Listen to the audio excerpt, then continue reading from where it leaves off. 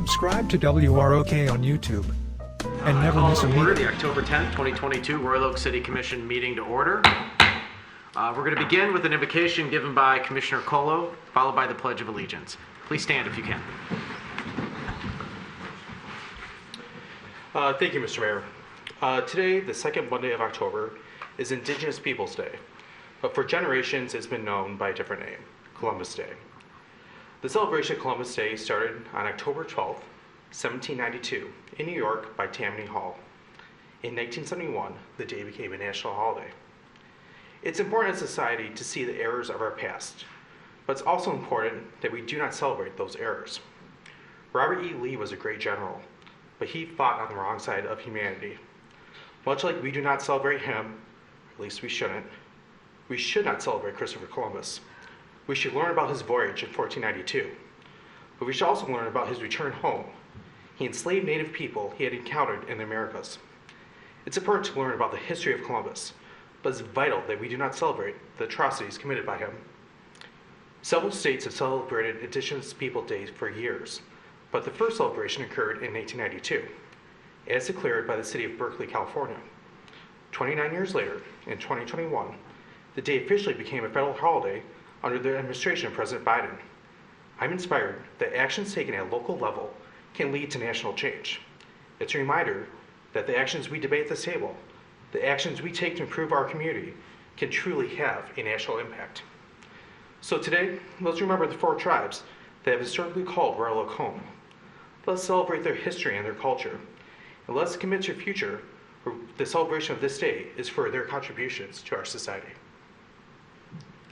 I pledge allegiance to the flag of the United States of America and to the republic for which it stands, one nation, under God, indivisible, with liberty and justice for all.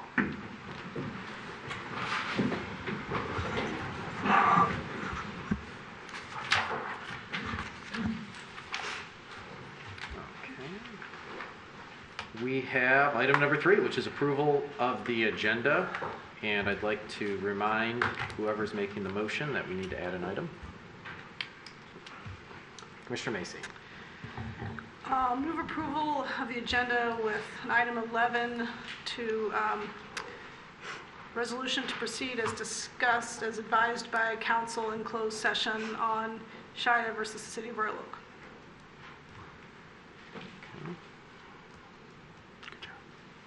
Is there a second? Second by Commissioner Hunt. Discussion on the motion. With none, I'll call for the vote. All those in favor say aye. Aye. Those opposed? Motion passes. We have an agenda. This brings us to item 5, the Veterans Events Committee November events. Mr. Wanda, how are you? Sir, how you doing? I was doing okay, but now that I see you, I'm doing. I really doing that much regret better. shaving my head and taking a shower now. But good evening, Mayor, Commissioners. My name is David Wandoff. I am the chairman of the Veteran Events Committee, and I just wanted to brief you with what's going to be happening this year with our WROK 22 and our Veterans Day event. For those that don't know, the WROK 22 is kind of important as far as military is concerned, because it has to do with the fact that 22 veterans commit suicide every day. And so what we're trying to do is not only to raise awareness of that fact, but we raise money. We also, this year we're going to be helping once again the VFW 154, their pantry, providing food to them. And it also looks that we're going to be raising money for them this year. They accept all food items, non-perishables, clothes, especially warm clothes now we're coming the winter, because disproportionately veterans are affected by these things. So this year as well, though, we have a new route, and we'll also be starting at the memorial this year, which is kind of exciting. Last year, we raised over $1,000 for veterans' mental health. And we filled a dual axle trailer full of toiletries, clothing, and food. So yeah, once again, very excited about the new memorial again this year. That'd be very nice. So after that, it leads us into the Veterans Day event. Oh, I'm sorry, as I was. The 5th of November will be the WROK 22. It'll start at 9 o'clock, and the actual marching will begin at 10. So going on to the Veterans Day event. Once again, this will be the first year we'll have our Veterans Day event at the memorial, which I think is just really, really nice. It'll be, bless you. Pardon me. It'll be a place in which, we can celebrate correctly now. And we can all come together as a city as well. Once again, Veterans Day is always the 11th of November, and it's at 11 o'clock in the morning as well. So we'd like to invite all of you to not only join us for the WROK 22 March, which is on the Romney site, and we'll give you some of these pamphlets. Well, Judy has several million of them for us. So it's at the Romney site /WROK 22, I believe. And for the veterans one, it's under the Veterans Committee site as well. If you can't ROK, you don't have to wear a ROK, it's just symbolic. Feel free just to donate or just to go out there. And veterans and children, I believe, walk for free this year. And once again, our veterans event should be very nice this year. We're super excited about the location.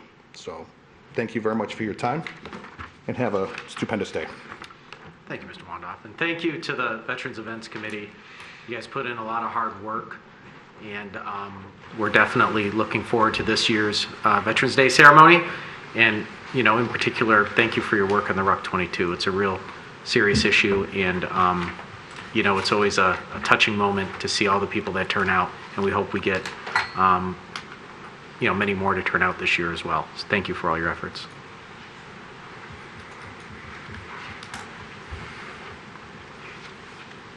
Okay, that brings us to public comment, but right before public comment, I know we have an announcement that Mr. Colo is going to give on behalf of the Royal Oak Historical Commission. Yes, thank you, Mr. Mayor. The Historical Commission reached out. Unfortunately, they couldn't send a representative, and they just wanted the public to know that they are hosting their 81st Historical Society dinner.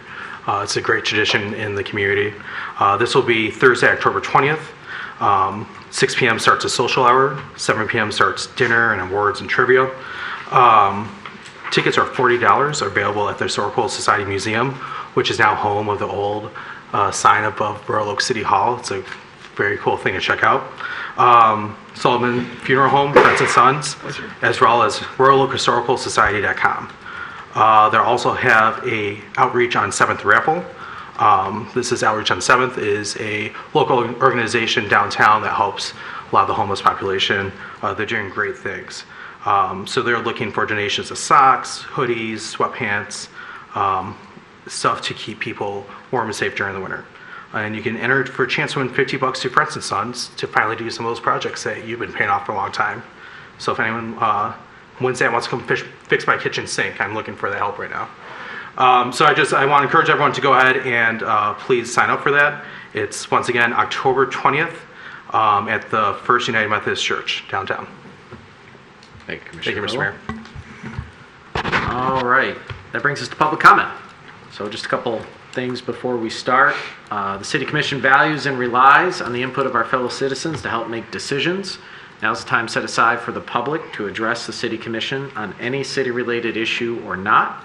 I ask that comments be directed to the Commission as a whole and not to individual commissioners. If you wish to speak tonight at public comment, please wait until recognized by me, Mayor Fournier, then come up to the podium. For the record, we will ask you to state your name and address. Please be mindful that the City Commission wants to hear from anyone and everyone who wishes to speak tonight, so comments are limited to 3 minutes or less per speaker, not per topic. There's a timer at the podium to help you keep track of your allotted time. If you don't wish to speak tonight, please don't hesitate at any time to email or call the City Commission with your comments. Please note that the City Commission will not respond directly to questions during public comment. However, we are taking notes and will address those questions when the agenda topic is discussed, or refer to the proper city department if the matter isn't scheduled on tonight's agenda. Our city manager is also taking notes and looks into matters as needed. With that, who's first? We'll go with Mr. McGee.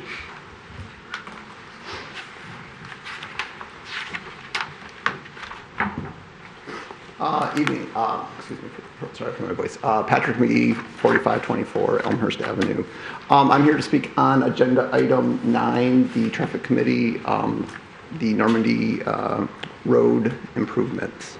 In front of you guys, you have a recommendation from the engineering department to install pedestrian refuge islands on Normandy Road between Coolidge and Crooks.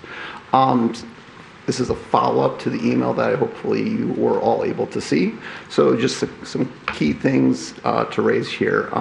Are the currently proposed pedestrian refuge islands also crosswalks? That wasn't made clear at the traffic committee. Two, as a reminder, there are no sidewalks on the north side of Normandy Road. Those were removed by the city manager. So the one proposed pedestrian refuge island would have no connection to the path system in Normandy Oaks Park. So one of the key things I wanted to raise here was recently on Thursday, McKinney gave the draft report of the master plan at the Parks and Rec meeting. And one of the most pressing issues, this is their words, facing Recreation and Public Service Department was the lack of crosswalks connecting to our parks. That is taken from their report. And their overall attitude at the meeting was, we need more access to the park. So I'm going to direct you guys, and one quick thing, quick correction.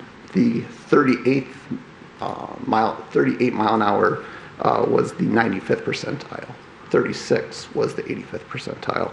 But what I'm going to ask you guys to do is I request that you guys instruct engineering to build crosswalks with pedestrian refuge islands that connects both to the Normandy Oaks Path network and to the Elks Park across Normandy. Thank you.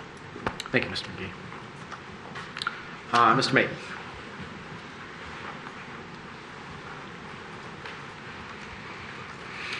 Hi, good evening. I'm John Maton, 2902 Elmhurst. I'm also president of the Michigan World War II Legacy Memorial. So tonight I just want to give you a quick update as to where we're at. The last several months we've been navigating the permit process, which has not been easy, I'll say. And as of today, though, we have the permit, I guess, has been issued. Our contractor's ready to go, so you should start seeing things go up there in the park. There'll be security fencing before they start doing the excavation, and we try to get as much done as we can as long as the weather holds out for us. We had to also figure out what the electrical system in the park was. It seems like nobody seemed to know really what the electrical system was in the park, where the lines were exactly.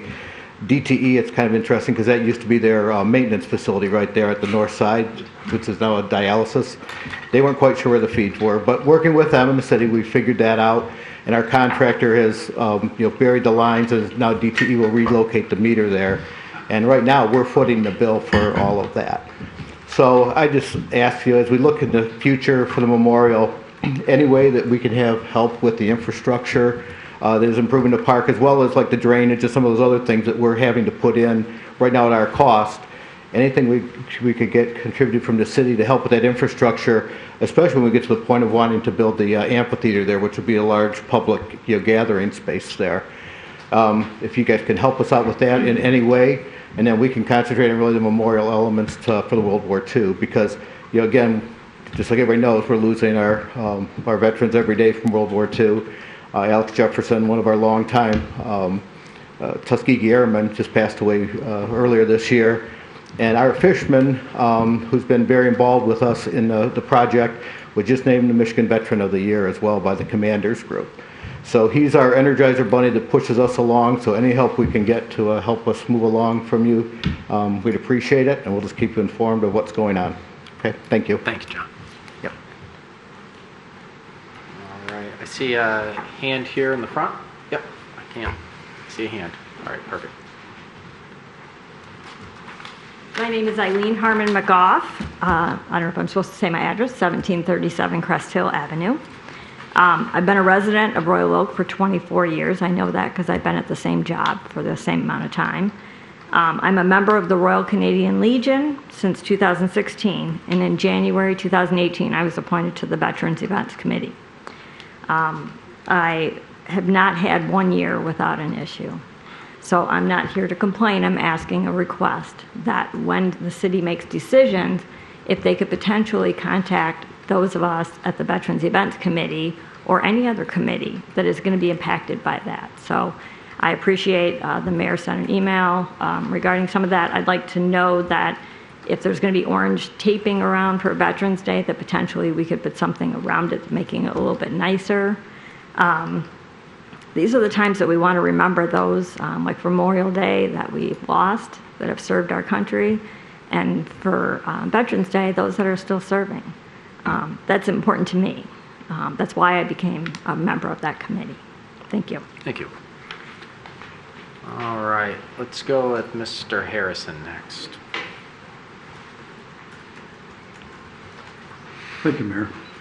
Bill Harrison, 2729 Trafford, Royal Oak. Just want to comment on the Indigenous People Day. I appreciate the reference to it. I've had a soft spot in my heart since an early age for the Indigenous people. We had 3 residential schools in Michigan. Well, as far as I know, the atrocities were not nearly as bad as in Canada. And unfortunately, we don't have as much representation of the Indigenous people as they have in Canada. Anyway, enough. I ask that the City Commission instruct the Planning Commission not to approve overhanging signs, signs that overhang the public right away. Chicken Shack, I understand, is the first one that was approved, and it overhangs the sidewalk. They have a huge chicken shack on the roof that could very well have had signs on both sides of it on the roof rather than overhanging. The reason I say this is I was on the Sign Board of Appeals many years ago when Dick Krupp was the city engineer, and there was the sign ordinance actually prohibited overhanging signs, and there was a program to get rid of overhanging signs over a 25-year period, which is long gone. At that time, I wish I had it, we had a photograph of Woodward Avenue during the drive-in restaurant days, and it looked like the Las Vegas Strip. So I'm concerned that one sign is going to open the floodgates to Pandora's box. So you need to nip this in the bud. Thank you. Bicycles. I'm not giving up on this bicycle stuff. I was standing on Washington checking out paint job on my one of my buildings, and here comes a guy riding a bicycle. He was in his early 50s. This was not some kid. And I told him, "Hey, pal, no riding bicycles on the sidewalk." And he just ignored me with a kind of a smug look on his face. What I suggest is that we currently have the signs that have text on them that preclude riding bicycles on the sidewalk. There was another community, and I can't remember where they have a sign that has the red circle with the red slash through it on a bicycle, and with words on the city sidewalks. Somebody's going to get hurt, you know. If I was not standing where I was, I could have been, hit by this clown. So we've got to do something about this bicycle thing. It's enough. Thank you. Thank you, Mr. Harrison. All right, who's next?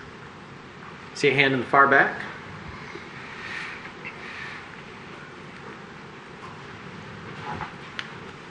I don't know if I want you to learn my name or not. You seem to know everybody's names.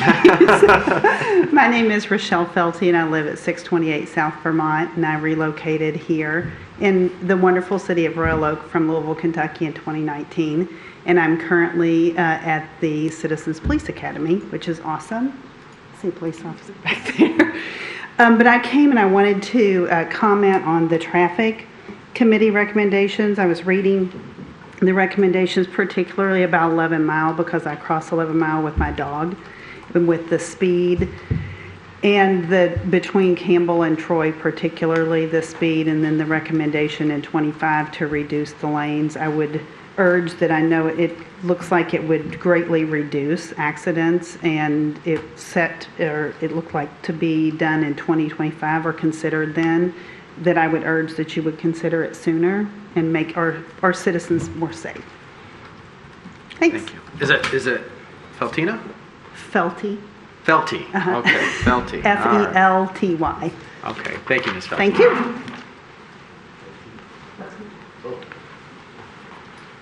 All right, yes, ma'am.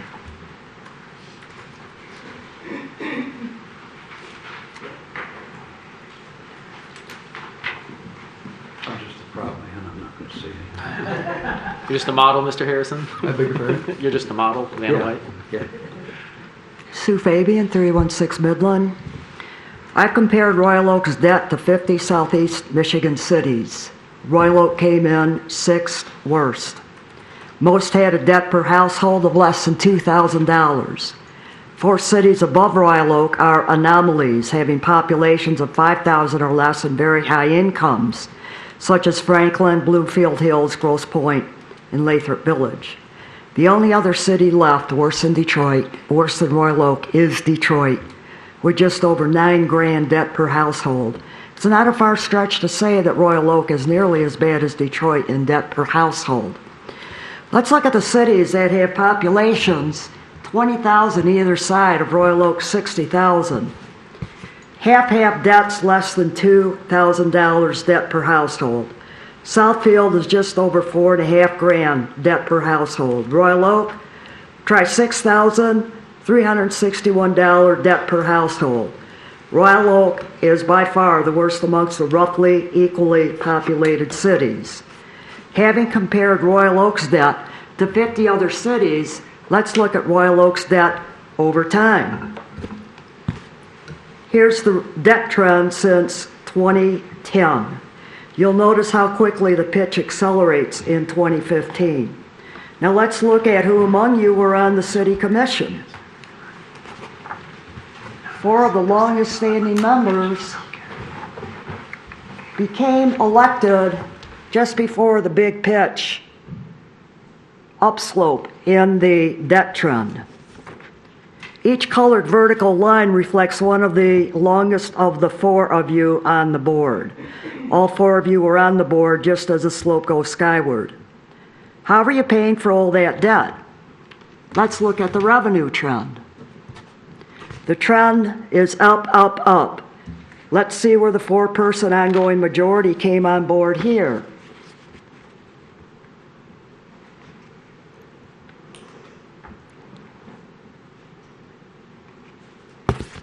Let's look at the millage. You'll notice the same upward rise in the graph. When did the 4-person ongoing majority come to the board? Not a pretty picture.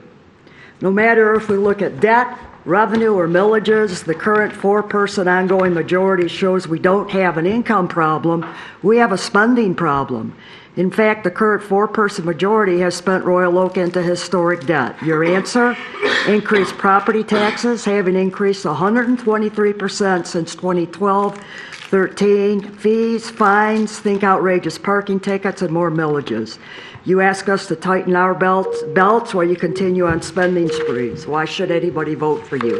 Thank you, Ms. Fabian. All right, who's next? Ms. Wagner.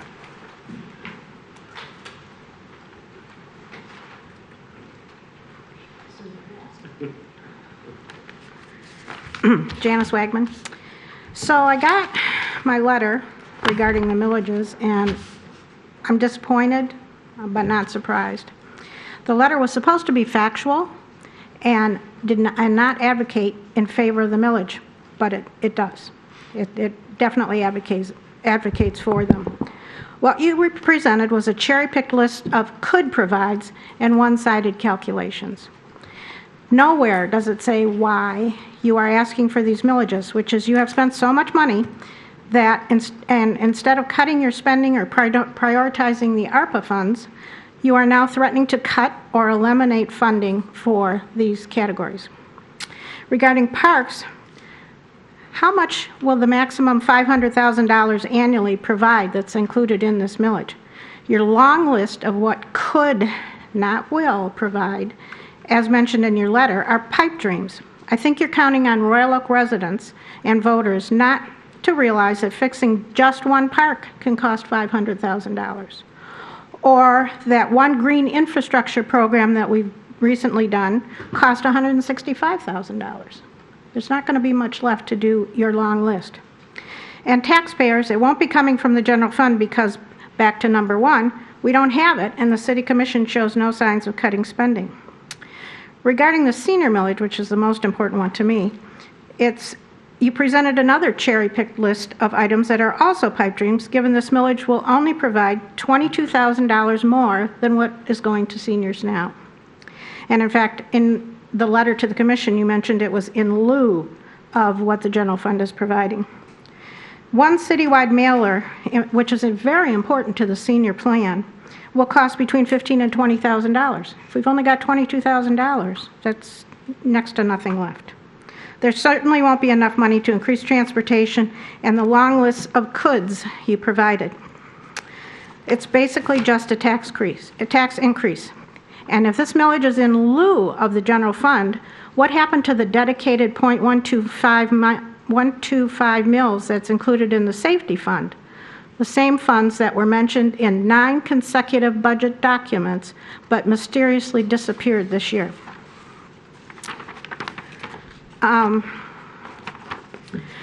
Regarding your quick facts, you failed to mention the other side of the calculation, our taxable values, which went up 3.3% this year and will probably go up another 5% in March. Or quite frankly, if we don't pass these at all, we could save approximately 1.5 mils or $150 on a $100,000 taxable valuation. I certainly could use it this year when inflation is at an all-time high. So if these pass, you will win, but the residents will lose. And we will be stuck with the same amount of funding, limited funding, that we've had for another 5 years. I'm urging the residents to vote no. Thank you. Thank you, Ms. Magman. All right, who's next? We'll go with Mr. Razor. Mayor, Commission, staff, Jim Razor, 502 West Lincoln. The first thing I want to say is I think this commission is doing a heck of a great job. And if me and people like me don't say that enough to this commission, just the fact that I am so proud to pull up to this building, be by that park, look at our new police station. I know this commission has spent more on parks in the last 4 to 6 years than any commission, the commission that I was on, not excluded. I know that you took care of the OPEB problem, which is something that most people don't understand, but the way that you were able to get our pension fund back to being according to GAAP principles is something that I think a lot of people should study. It's like a textbook on how municipalities should act. I think you've been very conservative in the amount of money that you spent. I, for one, am more than happy to spend more money in my taxes to accelerate the rate of parks being fixed, of seniors being serviced, and animals having a shelter. But that's not what I came here to talk about. What I came here to talk about is the agenda item on 11 Mile. As all of you know, this is an important consideration for us, especially at Hotel Royal Oak. This is a motor lodge turned boutique hotel. We have 30,000 square feet of buildings, 58 beautiful boutique hotel rooms. We host Sunday concerts. As a matter of fact, some of the members of the audience have been. And it's become a community gathering spot, and it's a heck of a lot of fun. We have 300 feet of frontage on 11 Mile. And I think that's about as much as anybody else has. Maybe the condo building has a little bit more. We join other business owners that have sent you emails and other residents that have sent you emails, including one of the public commenters tonight, in urging you to adopt this 11 Mile traffic calming as soon as you possibly can. The reasons for that are less accidents, 10 to 17% less accidents from rear-end accidents caused by this 1950s roadway that we have right now, which is 2 lanes in each direction.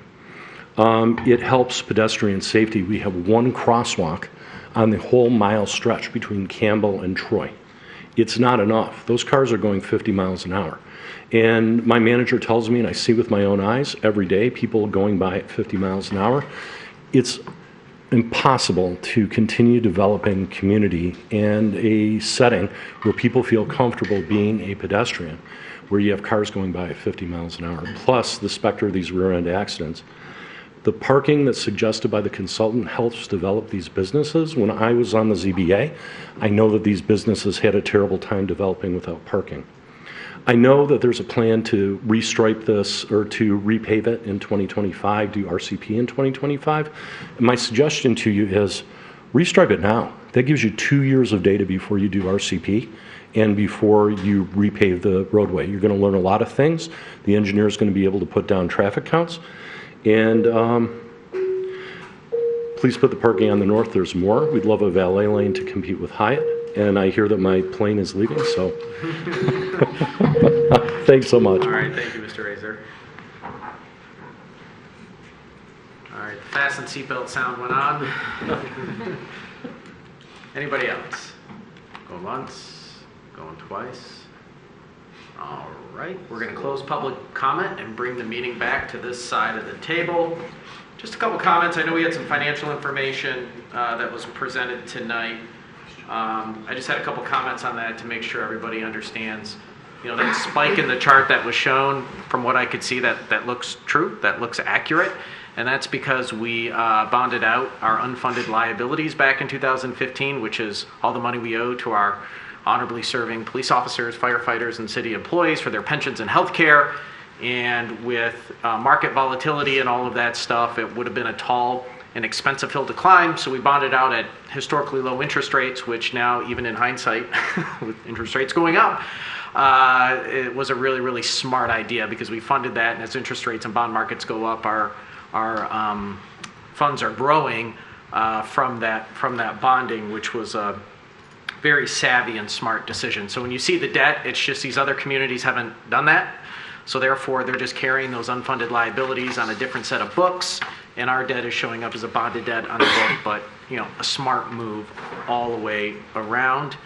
And yeah, the revenue numbers are what they are because property values are going up significantly in Royal Oak, which is one of the reasons why we are looking at attainable housing, which we'll talk a little bit tonight about as far as community benefits to make sure that Royal Oak can still be a place for everybody to live. But yeah, that's primarily driven that this is really an awesome place to live, and homes aren't lasting and values are going up and people are investing in their homes, and that's a byproduct of it. But we have rolled back the millage rate because property values have gone up by the Headley Amendment. We've rolled it back. And then just with the millage, just remember the public safety millage we put in a while back. I totally own that because when I ran for office, I said we're going to make safety, our number one concern, and we went from a dismal 55 police officers barely holding it together to fully staffing our police department, always a little bit of turnover there with retirements, but close to 79 sworn officers, which is the right number. And now our firefighters are working and hiring to get their numbers up to where they need to be, which is a really good news story, which is why we're one of the safest cities in all of the state, if not the country. So numbers are important. We need to look at them. We look at them all the time. We study them all the time. But for anyone that's listening, just to give a little context behind them because it's important to know the backstory. Okay. With that, we'll go to the consent agenda. Does anyone wish to pull anything off the consent agenda tonight? Okay, not seeing anybody. The consent agenda now consists of the City Commissioner meeting minutes from September 26th, confirmation of mayoral appointments, claims from September 29th, October 4th, and October 7th, approval of purchase orders, approval of amendment Historic Preservation Ordinance, Chapter 8, Historical Designation Farmers Market, second reading, approval of fence ordinance amendment, second reading, award of contract 11-mile parking structure door upgrades, receive and file the third quarter 2022 training evaluation forms. Is there a motion for the consent agenda? We have a motion by Commissioner Perush. Is there a second? Second by Commissioner Douglas. Any discussion on the consent agenda? Commissioner Colo. Thank you, Mr. Mayor. I noticed two things on this agenda I just want to point out. First of all, your appointments to both the Library Board and the Commission for the Arts. I just want to thank the two people, Mr. Sipes and Miss B.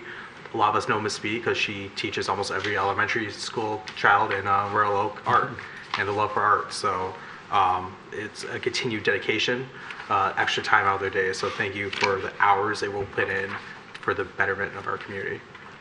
And speaking of the betterment of our community, we will now officially have made the Royal Oak Farmers Market a historically designated place tonight. So it's a great achievement, something that's been worked on for years and years and years. So congratulations to the city for that designation. Thank you, Commissioner Cole. Anybody else?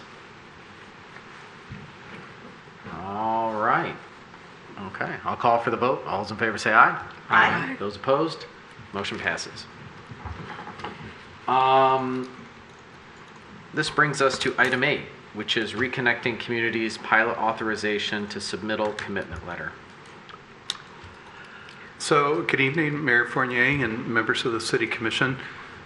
What we have before you tonight is a transformative change of the 11-mile corridor, of working cooperatively with our neighbors in Berkeley, Huntington Wood, and Oak Park, of reimagining this corridor and working with them at the same time as we're studying diligently through the traffic committee the reconfiguration of this roadway. As mentioned before, with at the podium, with having the 4 lanes configuration, it is not a safe environment for motorists. As part of the traffic study, the traffic engineers looked at crash data from the beginning of January of 2016 through the end of 2020. There were 589 accidents, of which 38% were rear-end accidents. So if you're driving in the interior lanes where someone makes an abrupt stop to make a left-hand turn, causes such accidents. Out of those 589, 140 of them were serious accidents. So fortunately, no fatalities. Looking at making a more pedestrian-friendly environment, when you have higher rates of speeds, we don't have speed data for the entire corridor, but there's an indication that it's well above the marked speed limit. And in some areas, it's about 38 miles an hour. This is at this 85 percentile, which is kind of an industry standard. If a vehicle hits a pedestrian going at that rate of speed, the chances of a fatality are 65%. There's a 98% chance of serious injury. So, in this environment is not conducive to being pedestrian friendly. So, out of this grant program that's, I believe, funded out of the Build Back Better, out of the federal government, is allowing us opportunities to pursue this unique collaborative environment. The neighboring communities have some pretty unique stories where they have schools that are in close proximity to 11 Mile, where they have school children that are crossing every day. In our instance, as we are reimagining 11 Mile and look at the possibilities, and especially from an infill development, where we could accommodate a much more pedestrian-oriented is presented to you as a funding mechanism. So in this grant proposal, that I did not have the figures until at the very end of the day, what are we talking about? The configuration of what the city engineer would like to pursue, and she can speak to more of the particulars, is the portion that would include a bike lane, but there's many other attractive elements, which include street trees, decorative lights, relocation of hydrants, and rain gardens. All of those, along with the mobility of where we're encouraging non-motorized transportation, fits in nicely with not only our strategic plan, but also with the sustainability and the climate action plan. So it checks a lot of boxes. The project moving forward, this is a very, very preliminary estimate, because the city engineer and I had conversation, it was a little higher, but when the consulting engineer is thinking the total construction cost is about 1.8 million. So for our purposes here, we're just talking about the planning and engineering grant of pursuing that, which is in the amount of 181,000, and so the grant match, drilling down, if this is successful, the grant match would be $36,000.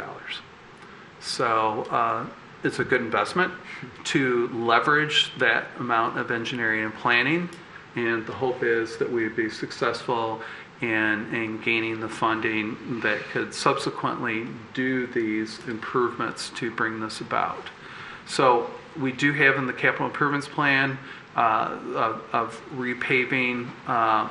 It keeps getting pushed out into future years, but if the project becomes available, it makes sense to do this all at one time as a coordinated effort with our adjoining communities to show unity, and that we want to make this an extension, almost an extended corridor downtown area, if you will. So this is presented this evening for your consideration. Time frame wise, we're going to be submitting the grant, pending your approval, of course, within the next week. What we have been told is that the notification of award would be within 90 days. So we're looking at January, and construction 2 to 3 years following that, you're looking at 2025, 26 is that to move this forward. But this is an exciting opportunity, once again, to applaud the efforts of the federal government of moving forward these infrastructure sort of improvements of areas that have been neglected for so long. And there's probably many stories that we can think of, even in the region, where the federal government is making good. And so here's an opportunity that we can take advantage of that. But wanted to give you the high-level view, but if there's specifics, and I want to applaud Ms. Donahue, who worked very diligently. We had to move pretty quickly, and so she rise to the call and put together some just preliminary designs. Keep in mind that with the approval, there will be additional approvals that will be coming forward. So that you're not approving the design. This is just simply to approve the grant application. But in order to apply for the grant, we have to know what the costs are, what are the improvements. But many of these improvements are pretty straightforward, would improve the aesthetics, and will, again, make a noticeable, significant change to this corridor. And the plan is, over time, that we do have budgeted funds to continue improvements all the way to Stevenson Highway. So we will see that. But in terms of the non-motorized transportation, focusing in on this area and making the connections to the communities. So we'll pause. If there's, like I said, if there's any very technical sort of questions, I'll defer to the city engineer. But presenting this with staff recommendation for approval to move forward with this grant application. Questions? Commissioner Colo. Thank you, Mr. Mayor. Mr. Bray, thank you for the information. You and I also exchanged some emails on this. Can you tell us a little bit more about, start with like what other, I know you have ideas of what other cities are looking to do with this. Can you talk about the 11-mile corridor as a whole? I know this is going all the way to, once it leaves Royal Oak, it's going from Woodward to Greenfield Avenue. What are those other communities looking at? They are looking at pedestrian islands as well, and especially in areas that have that connection of children walking to school. And we'll make a safer environment. We'll also be focusing on Coolidge Highway, an 11-mile as well, that there's some improvements there. There is, again, more of as I keep saying over and over again, but these pedestrian-oriented businesses. But when you look at the individuals and children that are using this, that are crossing this daily, will make this a safer environment in our neighboring communities with having the not as wide of a pavement crossing, and also lowering the speed limit, and then of course funneling the lane adjustment, from 4 down to 3, or whatever that configuration happens to be, will force the traffic to drive the speed of the slowest driver going through. So, but it is important, those changes that we will see in our neighboring communities. Yeah, that's great. I know you also mentioned about 20 or 30 additional bioswales. So, I mean, there's a huge green component to this also. That is correct. In the communities outside of Royal Oak. And thank you for bringing that up. Well, I have the email right here, so it makes it really easy. Another question. We talked about the financial obligation of Royal Oak, and we're paying to apply for the grant tonight. We're one of 4 communities, so we're just paying a portion of this complete fund. WROK is not taking the burden of the entire grant process, correct? That is correct, but we do have the largest amount of linear feet, so proportionally it is a higher amount, but it's relative to the amount of improvements that we are making. So to answer your question, no, we are not subsidizing the other communities. Everyone's paying their fair share. And then I guess a last question is, I think this might be more for Ms. Donahue, just the RCP program in general is, I believe this is what's paying to restore Detroit, right? Where we're capping, getting rid of 375 finally. Is this that same program? I honestly am not sure what's going in that program. Can't answer that. Well, I guess the larger question is, I know our deadline is October 12th, so that's 2 days from now to apply for this. Are there other programs we can consider after that, or is this will be our RCP program? No, I think there's so many programs out there, it's almost overwhelming to figure out what to focus on because there's so many lights everywhere that you could look at. So no, I don't think this is a be-all, end-all at all, but I think it's a really great opportunity and to be collaborating with other communities. We don't always get the chance to do that. So I think this could be a really cool project where we are really connecting across Woodward. That's awesome.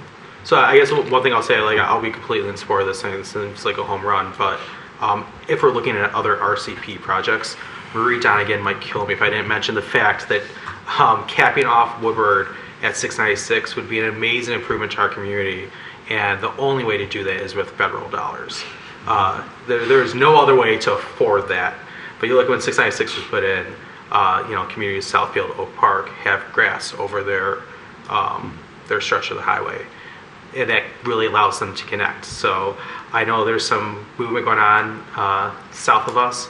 I just hope we keep our ear to the ground and maybe we can get together and think about ways, to use a program like this. I mean, this seems to be what's developed for, but to make Woodward safe at 696 would be another project I hope you can think about. Yeah, I'll comment really fast on that. I don't want to derail us too much, but just like the cars going down Woodward at that point, really fast. Exactly. So I-696 is coming, a few years down the road here for upgrades. I think 2026 is when it will start total reconstruction, and they're not doing a whole lot of bridge work aside from just some rehab. But when we did our preliminary meetings with Mr. Brake as well, we kind of mentioned we're concerned about that pedestrian access. Is there something you can do? And they kind of laughed at us when it came to a whole capped parklet type of area, which, by the way, they're replacing because it's been really problematic in the other direction from us. But they did say maybe we could look at some sort of pedestrian bridge or some better way to get people across there. So we're still pushing for it. I don't have any great answers just yet, but we'll see what we can get out of it. Awesome. Sure. Commissioner Hunt, then Commissioner Douglas. Just a quick question for Mr. Brake. If we're collaborating with these other 3 communities and we're each paying our own fair share or a portion of this, is the grant contingent on each community actually paying? Do we have to wait for the City of Oak Park and the City of Berkeley to get approval for this as well, or is it a done deal? Are we ready to go if we approve it here tonight? My understanding is that they're reviewing a similar proposal concurrently. So it is all or nothing. So if one community drops out, then I don't think we could submit an application. But I can tell you there's strong support from the other communities, so there's no doubt in my mind. But that's a good question, that if one were to balk at this, and even after the grant award, if they said for whatever reason that they didn't have the ability to pay or any number of reasons, it would undermine the project. So. All right, thank you. I'd just like to say that the fact that this is good policy is evidenced by the points from our strategic plan that we are addressing with this project. I mean, we specifically, as a commission, sat down earlier this year and set guidelines that we want the city staff to follow and set priorities for things for them to renew. And one of those quite specifically says, identify difficulties developing the 11-mile corridor, determine funding opportunities, we're doing it. So hats off to the staff for actually looking to this plan, knowing that these are the guardrails that the commission has set, and following those guardrails to bring us what we want. Commissioner Perush?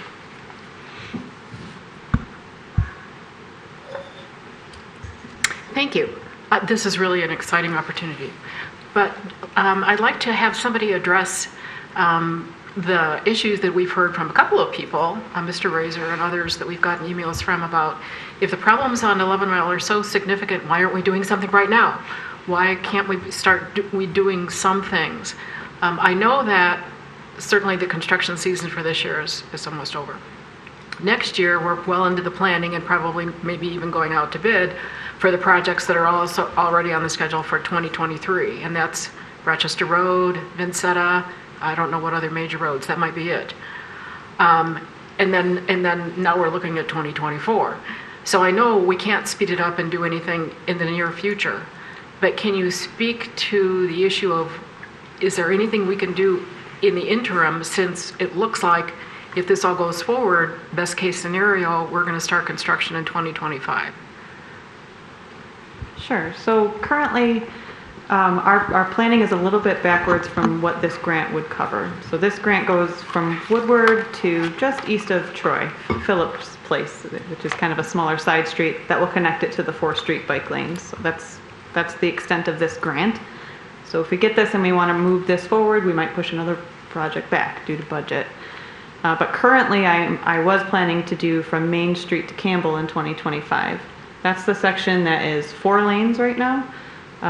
That really would probably benefit the most from having a lane conversion where you have a center turn lane. That's where most of the accidents are occurring, especially those rear end accidents. So if we were going to go after a road diet, that's where I would want to focus on first. But when there's, not free money, but when there's money available for funding other projects, sometimes you have to, make some choices about that. So that's the plan for right now. Is 2025 is from Maine to Campbell. 2027 was from Campbell to Stevenson, and 2028 was Woodward to Maine. It could all shuffle around. We could decide to do it all at once. It really comes down to what other project gets kicked or gets canned, because we have a lot of competing interests throughout the city. With regard to kind of hurry up and do it now, I don't particularly like that policy. I think that we had some issues doing that on South Main Street when we tried to do I think it was a dedicated bike lane or something, pilot study, and that was kind of a rushed project. I wouldn't recommend doing that on 11 Mile right now. I think we need to take the time, and this is a year-long process to come up with a good design that's going to function. And like you mentioned, we already have 2023 is off the table. That is done, ready, almost ready to go out to bid. 2024, we are very much committed for our Crooks Road project, which is federally funded, so I don't really have the option to move that one around and build something else. So I still think 2025 is the soonest we can do something impactful on 11 Mile, and I would recommend sticking with that plan of action. Okay, thanks. Commissioner Colo. I'm sorry, I just want to make sure I understood something correctly there. So this RCP program stops at Phillips Place, so that leaves that main stretch of 11 Mile, basically east of here to Stevenson, is not impacted by this program? Correct. Okay, thank you. Anybody else? All right, there's a recommended. Oh, can I get that hand past Kyle? There, now I can see it. Commissioner Douglas. Thanks. I'll move approval of the resolution as submitted. Motion by Commissioner Douglas, second by Commissioner Perush. Discussion? I'll just add it, underscore, great opportunity. Thank you, City Engineer Donahue, for, it's not an easy job when you have so many things to do and then you have to decide, there's all these other things. How do we, figure out which is best? But you're right, coordinating with other communities, knowing that, these arbitrary borders among our communities are nothing more than that, arbitrary, I guess, a point on a map to break up governance, I guess. But the roads and commerce and people moving, and I can even tell you this morning, dropping my daughter off, I turned left on 11 and there was somebody coming out at dawn running right across from me. Had to put on my brakes really hard, and it's like this person had to be an Olympic athlete to get across 4 lanes of traffic. And Sorry about that. Yeah. I thought it was a statue. No. I'm just kidding. So I think that living right almost adjacent to 11 Mile, and I know Commissioner Douglas probably sees it every day now. It's when you get ice cream at gyms, it's scary. All these years, my kids waiting there, and boom, boom, boom, everyone driving by. I think that there's an opportunity here to, very little trade-off to make some good things happen. Not just in that stretch between Campbell and Maine, but even Phillips Place all the way through Woodward. So I think it'll be a really good thing. So with that, I'll call for the vote. All those in favor say aye. Aye. Those opposed, motion passes. All right. So, Ms. Donahue, you're still here. That means you're going to take on item 9, which is approval of September 22 Traffic Committee recommendations. Yes, thank All you. right. Yep, so tonight I'm here to present the recommendations from the Royal Oak Citizens Traffic Committee meeting on September 27th, and the meeting was chaired by Mr. Dan Godek. We only have 3 resolutions to go over tonight, so I'm happy to take any questions during or afterward. And I'll note that the Traffic Committee did vote unanimously on all 3 of these resolutions. The first resolution is from Agenda Item 6B. This is related to some speeding concerns that were brought up for North Gainsborough between 11 Mile Road and Gardenia. We actually did 2 traffic studies here based on some questioning of the data, and both times showed that the 85th percentile speed was less than 25 miles per hour, and the volume of traffic was reasonable for a residential street. So the Traffic Committee is not recommending any changes on North Gainsborough. Item 6C is a follow-up of the study that we did on Normandy Road. The big corridors between Coolidge and Crooks, right where Normandy Oaks Park is. You might recall that we used to have a traffic signal along that stretch at Normandy and Durham that was hit by a tow truck back in August of 2020. So at that time, we evaluated it to see if it made sense to put a traffic signal back in place and determined that a signal really wasn't warranted there. So the commission had directed staff to instead install one of those blinking solar-powered pedestrian crossing signs at the location, but also to study this road again once Normandy Oaks Park was back open, or was fully open, to see if that impacted travel or traffic on the corridor there for pedestrians or for vehicles. So we took a look at that. The TIA performed a full warrant study again at Durham and Normandy, and they concluded that there still are no warrants there for the installation of a traffic signal. So I think we can close that issue in terms of the traffic signal. We're still planning to keep the flashing pedestrian signs that are currently in place there, but I am planning to actually shift the location of that crosswalk a little bit to the west. So it'll be about halfway between Rosewald and Durham, and that will allow us to actually build a refuge island.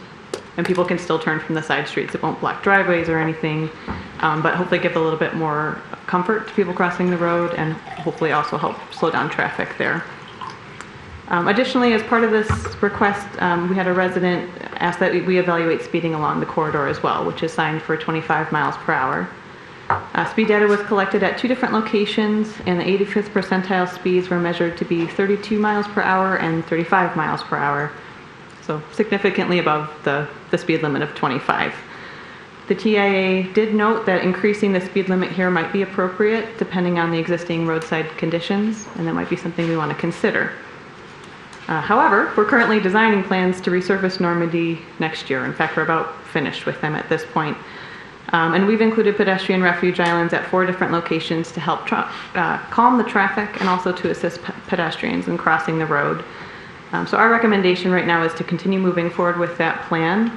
And we can do a speed study again in 2024. We'll see if the islands actually affected speeds and caused it to slow down.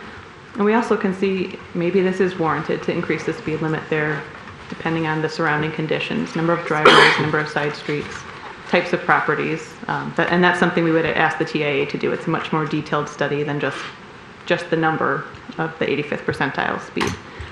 I do want to note that of the 4 islands, one of them is pretty much like right in the middle of Normandy Oaks Park, and we place it there so that it could connect to the pathway within the park, and it's kind of the shortest point from the road to that pathway. So there is a connection point there for access to the park. Finally, we had item 6D, and that's related to 11 Mile Road, which we've just talked quite a bit about. This is between Woodward and Stevenson, and we were evaluating the possibility of doing a lane conversion project there. So I'll kind of go over the broad strokes of the study, and then if you have any questions, feel free to ask. But 11 Mile is a 5-lane road between Woodward and Troy, and then it's 4 lanes from Troy to just west of Stevenson, and then of course it widens out to 5 lanes as you get to I-75 near the freeway. In short, very short, the 3-lane cross-section throughout the entire corridor will work just fine. Everything will function adequately and very similar to the way it functions today. So the traffic committee, or I should step back, except at Woodward, we need to maintain the existing configuration. So you need to have 2 through lanes once you get to Woodward. And that is something that we planned for in this Connecting Cities grant that we just talked about. So at this point, the traffic committee really is not recommending for or against a lane conversion on 11 Mile Road. We are recommending instead that consideration of the corridor be included in the city's master plan to help us define the vision and the goals for the corridor and whether a lane conversion makes sense. Maybe it's only good for part of the corridor and not the whole thing, or maybe we do want to do the whole thing. But the questions that we have here are, do we want to look at on-street parking? Is green space more important? Do we want bump outs? Do we want bike lanes? What about sight distance issues? What kind of developments are coming? So all these sorts of questions we hope to kind of get a little bit more of a narrow view and see what we want to plan for that corridor. I already mentioned our construction schedule that we have, our first segment being in 2025.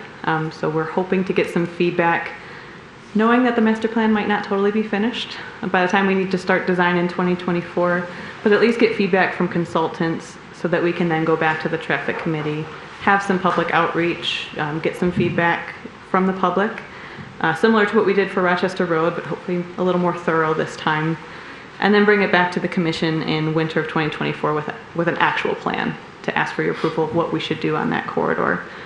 And then I did want to note, that we're working with the other 3 communities to talk about doing a lane conversion on 11 Mile Road for that inter-community communication or connection, just to kind of connect our communities together. And I know bike lanes on 11 Mile have been kind of, you hear pluses and minuses about them. I do think it makes a lot of sense, though, to connect to these communities and bring us to the 4th Street bike lanes. I don't know that they make sense all up and down 11 Mile Road when we already have a really nice setup on 4th Street, but finding a really comfortable, which we can fit here with a lane diet, a comfortable bike lane where you have a buffer and a distance between cars next to you, we could do some good stuff on that. So I'll get off my soapbox, and if you have any questions, let me know. Ms. Donahue, I have a question about the intent from the committee. Just picking up on your dialogue there, it's not the intent to have the master plan. You said it wasn't the recommendation to have the master plan dictate what the design is, but rather just to get input from that process. Correct. So if in the event that there's been some work done, the consultants, citizen input or whatever, that would inform what that plan would look like or proposal would look like in the winter of 2024. So therefore you could say, hey, it's 90% baked. We heard ideas and feedback. We think this design, regardless of how it goes, it will meet all the things we heard at the master planning process to this design. And then we can greenlight, not be dependent on a process that could be delayed, might not be finished, et cetera. Exactly, yes. Okay, so it's not dependent on it. It just wants to be informed by that process. Correct. Okay, so we could still act as a commission here at any time if you find out we get this grant funding for Woodward to fill its place and say, oh, pull it ahead and rush, whatever. We have agility. Yes. Okay. I just don't want to have any encumbrances. Okay. Questions? Commissioner Macy.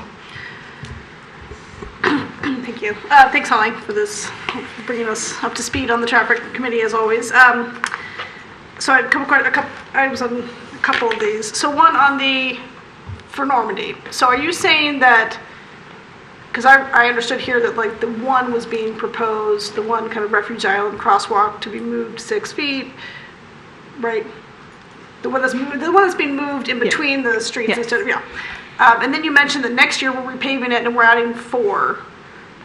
So Sorry, I'm confused by that. So 4 total, one of them is the Durham one that's getting shifted. Okay. And then there's 3 other ones to the west of that. Okay, so that's my question. They're all going to happen at the same time, right? Correct. I mean, it's not like the one is happening. Okay. And then those 3 that are situated, you said one was going to be kind of mid-Normandy, and then there's that one that's in the report. And where are the other 2 approximately? The other one is kind of near the west end of Normandy Oaks. I think it kind of connects to the development that's just west of Normandy Oaks. So you walk to that sidewalk and then walk into, if you were going to the park, it's a pretty short walk into the park.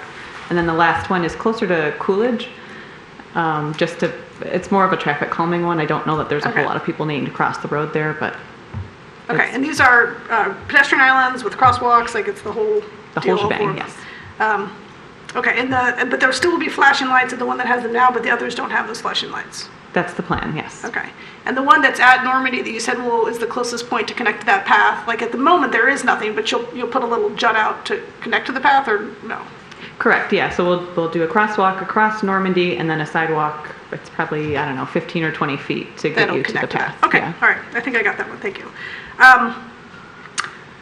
And I think the mayor asked the question I was going to ask about 11 Mile. Like this is how we're approaching this at this point. But one question I had on you said at the end about how needing 4 lanes right at the Woodward area, Woodward and 11 Mile. I just wondered, so the Y is there, there's a church there, there's a bus stop there. Is there going to be some means of pedestrian access at that point? Improved pedestrian access, I should say. So the big part of like making this grant application work is we got to find a way to get people across, bikers and pedestrians safely across. And we had to maintain that traffic flow. And they found the same thing on their study. For about 300 feet to the west of Woodward, same thing. They need that configuration to stack vehicles. So what we came up with was basically doing a shared use path. So it's 10 feet wide instead of your standard 5-foot wide sidewalk. That gets you across Woodward and then about 300 feet either side of it before it transitions into bike lanes. The only thing I'm not totally sure that we'll be able to fit is like a pedestrian crossing location. Like you can cross at Woodward, it's a signal, it's timed, so it's a pretty safe location to do it. But by the time, I think we're back to bike lanes by the time you get to the Y, so there may be an opportunity there. It's so hard because there's so many driveways, and so you can't just put these islands wherever you want. You have to make sure everyone can get access. Right. So that's the tricky part of finding locations for these. Right, that's why it takes a while to plan, right? The other question I just on in general on 11 Mile, you just said this, I think, that did the studies that show that some places just to stack the cars you're going to need those 4 lanes, but for the most part the 3 lanes will be sufficient. So as you know, here in Michigan we have a lot of road construction, and that road construction tends to put a lot of pressure on our primary roads. Like how do you see that playing out with 11 Mile, which right now is kind of a major corridor? In the event, like they're right now shutting down the 11 Mile 75 interchange again. So how do you see that? When you look at those studies, does it take into account those high pressure points, or is it just the kind of the average, what we expect from year to year? So when we do a traffic study, we look at existing counts, and then we also do a predictive model for 20 years out.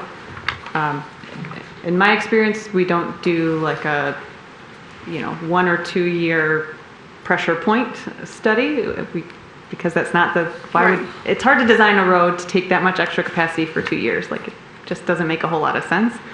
But I know where you're coming from. Like the congestion in this area is not a joke. And I-696 construction is coming, so I can see 11 Mile getting more of that cut-through traffic. And that might be part of our decision-making when it comes time to decide what we really want to do in that corridor. And I can ask our traffic consultant as well if maybe she has some more input on that or has done that for other communities. But I'm just not familiar with that type of analysis. Okay, thank you. That's all. Ms. Donahue, just a couple questions. The proposed pedestrian island near Durham will service Elks Park, correct? I mean, I guess I look at everything as just kind of one big area, but it's intended to, because it's on the far east end, It's on the far east end, so it's just east of Elks Park. So it takes you halfway between Rosewald and Durham. Right. And Rosewald is the street that fronts on Elks Park. But then we have two more to the west that can service Normandy Oaks. And the one in the middle here actually connects with the sidewalk on the southern sort of pathway sidewalk on Normandy Oaks. Correct. Okay. And then just a reminder, these are going to be designed, I mean, I know you don't have them designed, but, our intentions are to have these islands designed with appropriate lane width that will slow down cars. So meaning that the islands themselves help slow down traffic, and the width of the lanes also psychologically slow down traffic. We've seen that in other areas. I mean, I've seen the opposite happen. I don't know if anyone's got pulled over on Main Street. The luxury lanes, like from Seinfeld. It's like, oh, this is 55. Oh, nope, it's 25. So, by narrowing those lanes, we think, bright yellow, people will drive slower to fit in between them, correct? Correct. And we've seen that's, in your opinion, that works really well. Yes, but drivers are still... Drivers are drivers, but the averages go down. But it's an improvement. Yeah. Okay.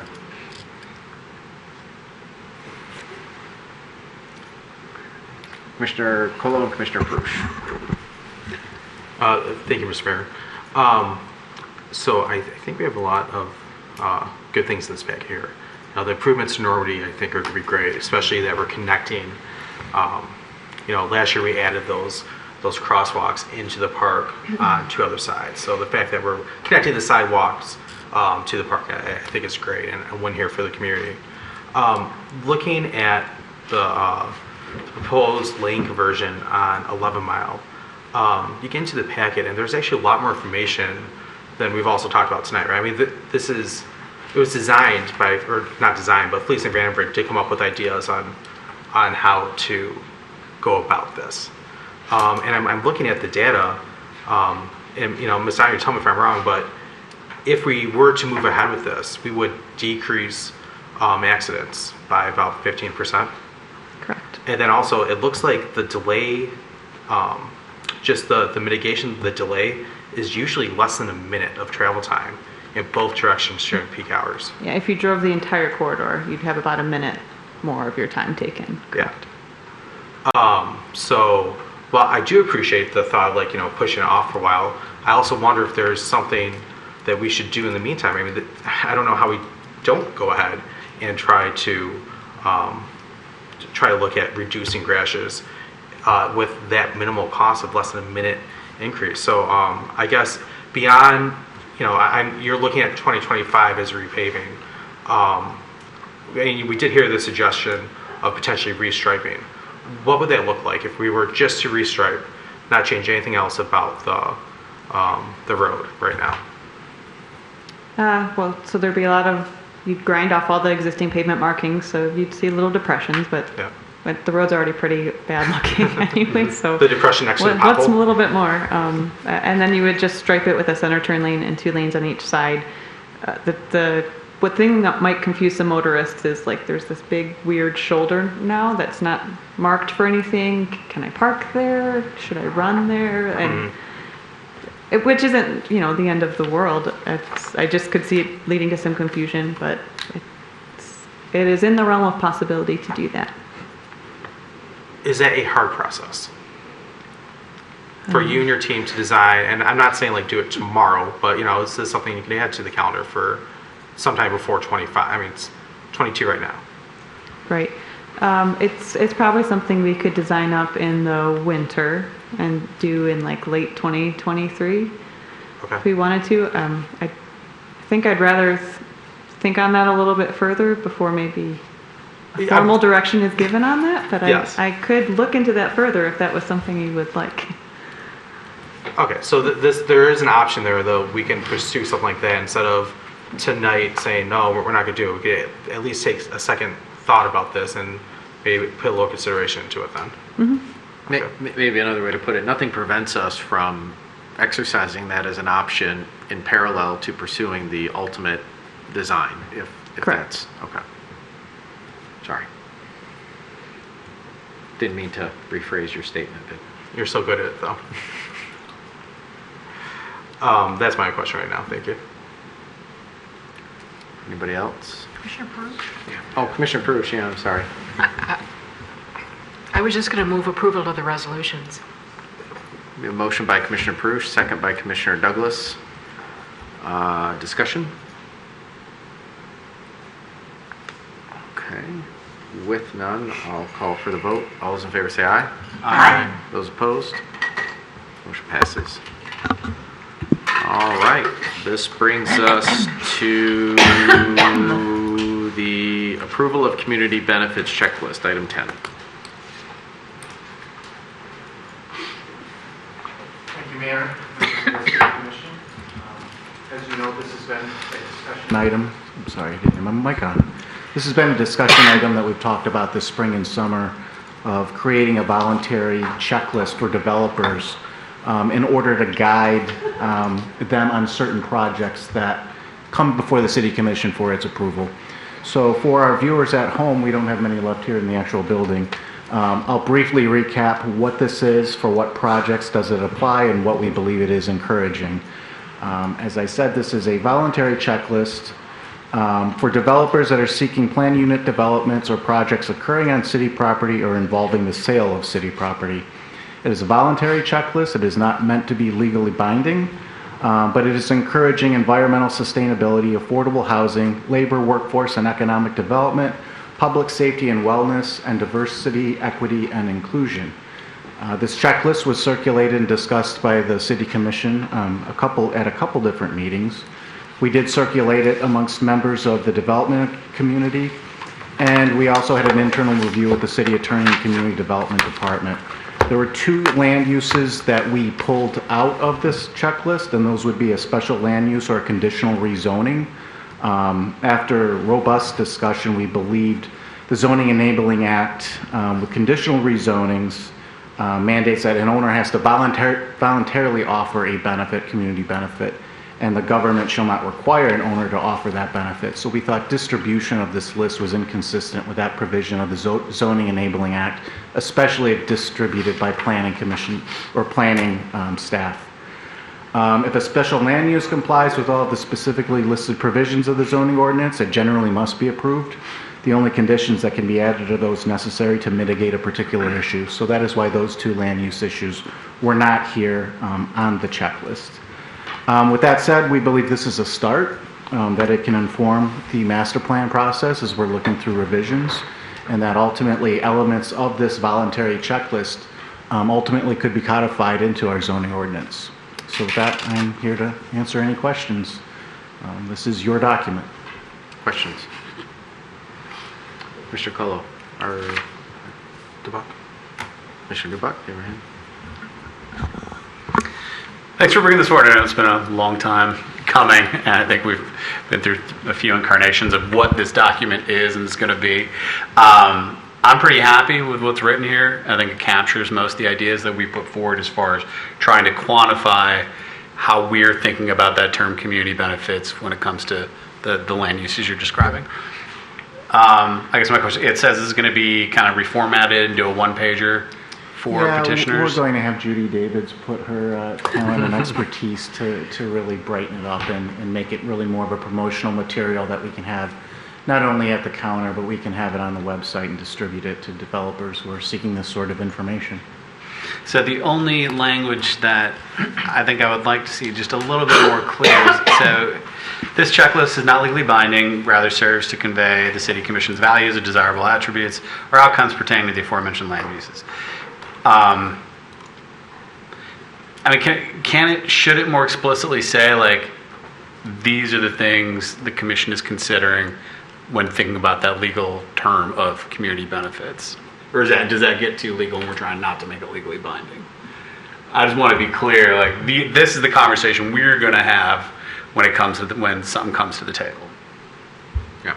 I mean, and just to underscore that question, when we go at our planning discussions, I forget, is it 4G or something like that, where I can't remember the number, where it says, like, is there a benefit to the community? These are the things that are in my head when I'm weighing a decision at planning. And certainly so, but at the same time, you have to as I had mentioned before, if this is becoming more of a checklist that you're looking for developers to include in connection with how you view the application and whether or not it's approved, then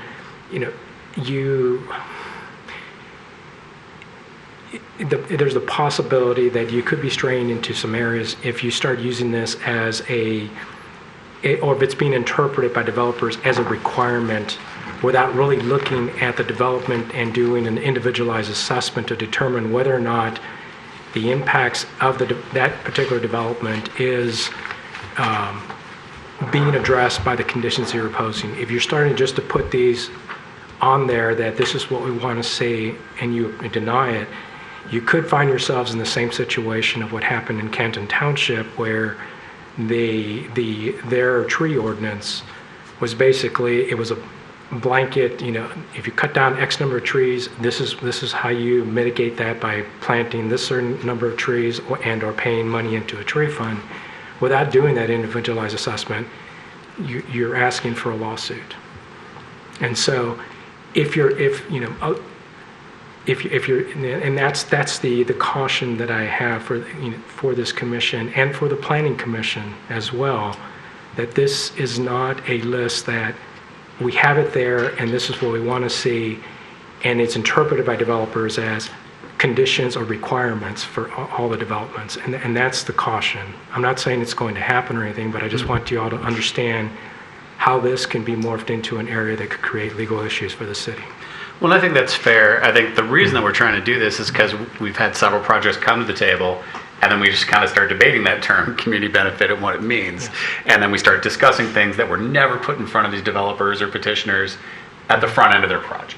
So basically, I want to confirm that this is going to serve as that tool that when they're here for their final approval, they're not surprised that we're talking about these things as how we are interpreting community benefit. And most developers now, they know these lists are important across the country, not just in Royal Oak, and they're already putting some of these features in their developments. Mm-hmm. And so some of them come, they're going to do that. I think where you get into things that are, you start getting into the LEED certification or the grass roofs, that costs a lot of money and it takes up space for, as we saw from one of the early developments, for the AC system on top, mm-hmm. or the solar panels.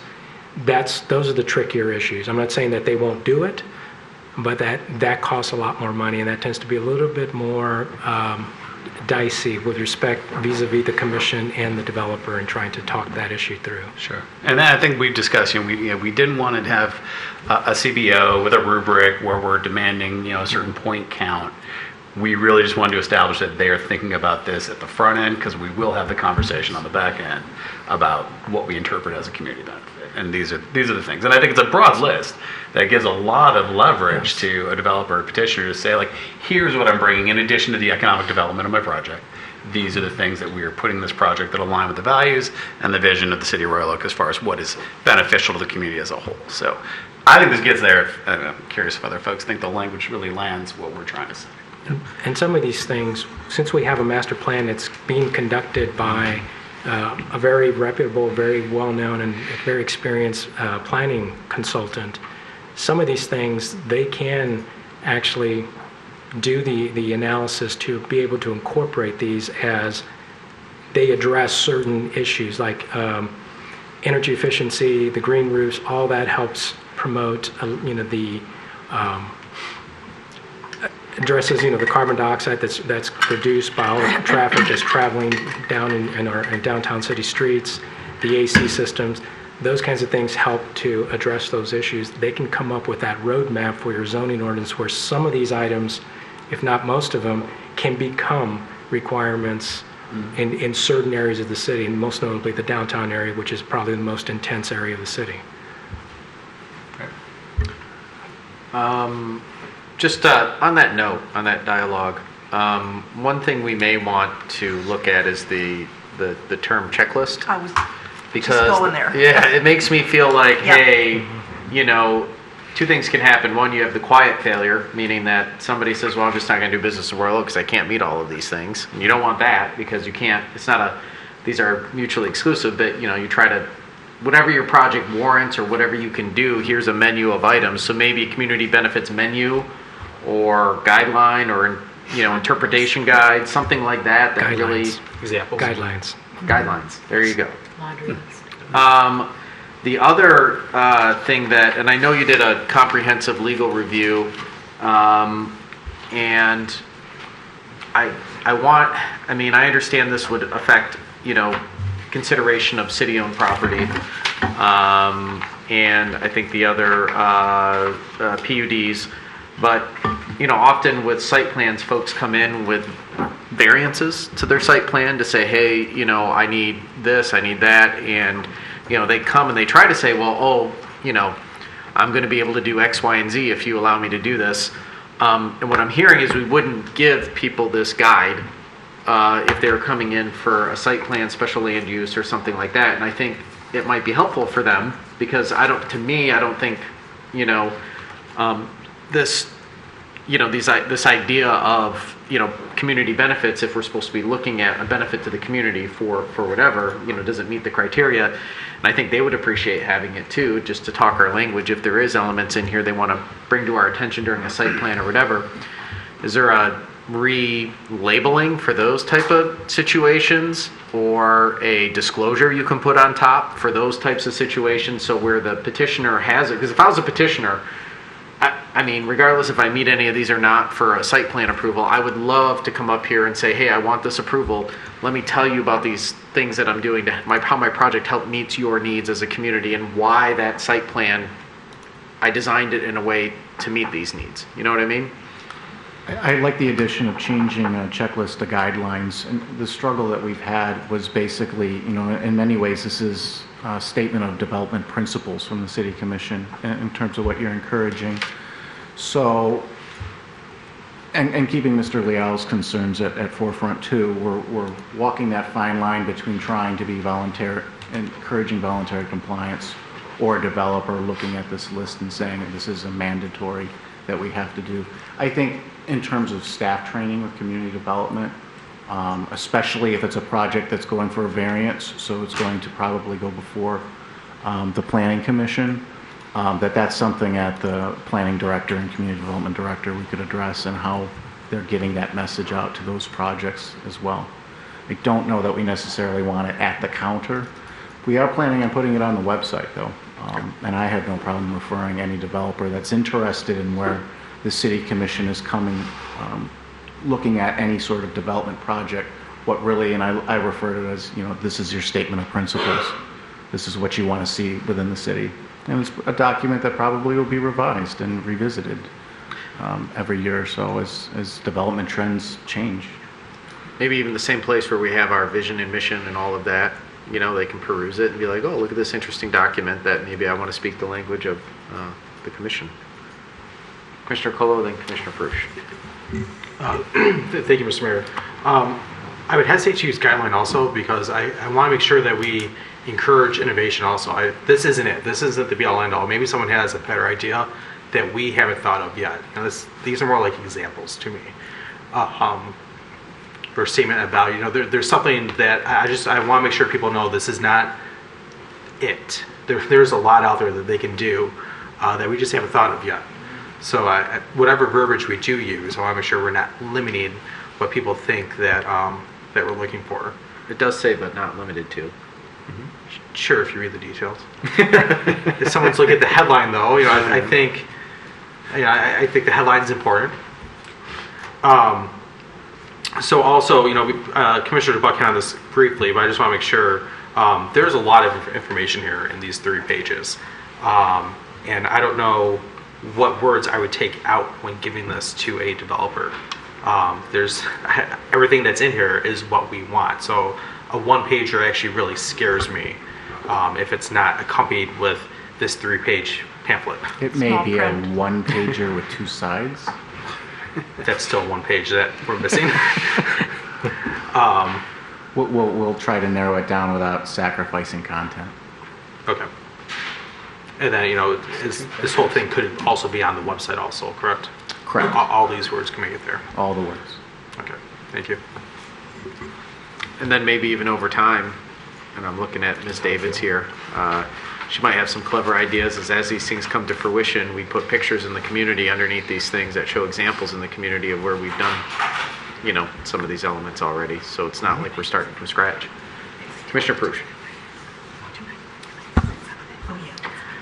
In looking through this list, which is pretty darn comprehensive, I thought of two other things that we might want to add, and I'm not sure where they would go. Maybe environmental sustainability and green infrastructure. One of them would be remediation of contaminated properties. If a developer is willing to take on a remediation effort, which is pretty darn expensive these days, to me that would be a community benefit, because by remediating the property, the developer is not only certainly creating a sustainable plot of land for his development, but also is cleaning it up for future development, whatever that might be. So I thought about that one, and then related to that would be removal of blighted properties. And sometimes these are the same thing. And I'm thinking specifically of two former gas station sites in Royal Oak. We probably know where they are. One is at 13 in Maine, and one is at Maine and Catalpa, which I know are sitting there probably because there's stuff there that nobody wants to deal with, whether it's existing tanks or whatever. And to me, they're not awful, but to me those would classify as blighted properties. They're properties that aren't being developed because there's some issues there. Mm-hmm. And they're not certainly ugly, although the one on Catalpa, yeah, it is. But to me, if a developer is willing to take on blighted property and removing blight from the community, to me that's community benefit. So those would be two that I would either maybe fold together or just add to the list someplace if we all think that would be appropriate. But that's kind of what I would add to this. Maybe under public safety and wellness. Yeah, wherever. I don't know where it would belong. But those had occurred to me as additions that we might add. You're all nodding, so okay. We like it. That's it. That's it. Anybody else? Commissioner Dubuck? I'm sorry, were you trying to get a Oh, no. question? Okay. Yeah, I think those are great suggestions. So with Commissioner Prush's, are we voting on this? Yes. Okay. With Commissioner Prush's additions, I'll move for approval. Motion by Commissioner Dubuck, second by Commissioner Colo. Discussion? Commissioner Douglas. Just to be clear that we will we want staff to modify the language a little bit here so that this isn't a checklist, this is whatever they come up with, or do we want to know what we want them to describe it as? Mr. Fenton said something interesting when he was talking. I didn't get a chance to write it down, though. As a statement of development principles? Yeah.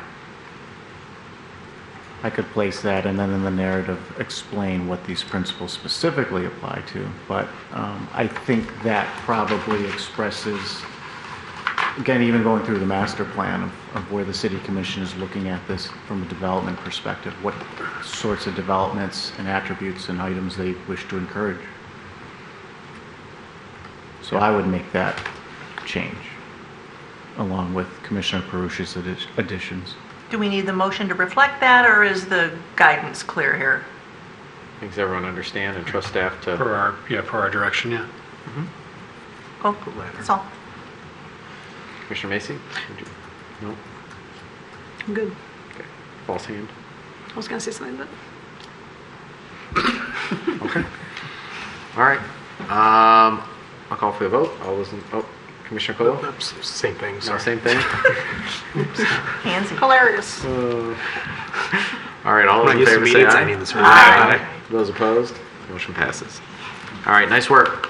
Really good job.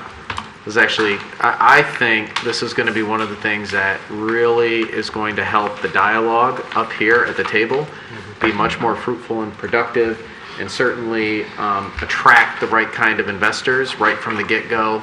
And we won't be filtering when they're in final site plan design. We'll be filtering when they apply, and we'll get some really awesome, projects that will come to Royal Oak that meet a lot of our needs. So thank you for all your efforts. All right, item 11. We added to the agenda which is a resolution to Proceed as advised. to move as advised by council in closed session, Shia versus City of Royal Oak. I think I will hand to Commissioner Macy. I'll move approval of the resolution to proceed as advised by council in closed session on the matter of Shia versus City of Royal Oak. Shia. Okay, second by Commissioner Dubak. Discussion? All right, with none, call for the vote. All those in favor say aye. Aye. Those opposed? Motion passes. All right, that brings us down to the end of our agenda. Notwithstanding anything for the betterment of our beautiful and vibrant community, I'll entertain a motion to adjourn. We have a motion by Commissioner Macy. Is there a second? Second by Commissioner Dubak. Discussion? With none, I'll call for the vote. All those in favor say aye. Aye. Those opposed? Motion passes. Adjourned.